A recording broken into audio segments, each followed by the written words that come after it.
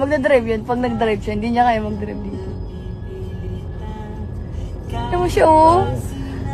Tignan guys yung bicep niya, guys. Sige na. Bakit? Anong masama sa bicep? Ito, biceps niya. Eh. Sige na. Kanina naka-sweater yun, no, Block.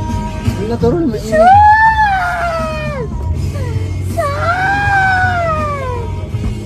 Uy, pakita mo na. Sige na, magdadrive na siya.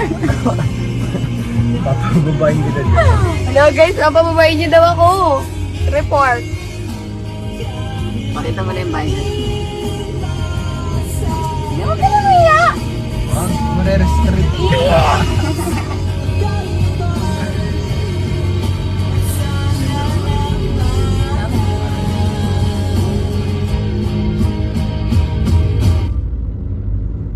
Guys, nahihiya siya guys.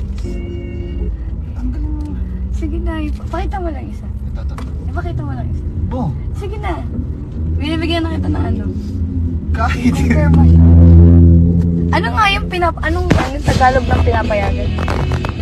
Natubol. Tagalog ako. Tagalog na yun eh. Uy, mas malalim. Ang pinag-uusapan nila ang dalawang ito. Merong espesyal na bagay na naging parte ng journey ninyo sa loob ng bahay ni Kuya. At yan ay ang nasa loob ng ating box. Ah, sige, ano muna guess mo? Sa balsa. Isang buong balsa? Hindi po yun sa tali. Ah, yung tali. Ikaw, anong guess mo? Sa aeroplanong papel. Let's see kung sinong tama. JM, buksan mo na. Yun. Please get what is inside. Yun. Ano ang bumaba?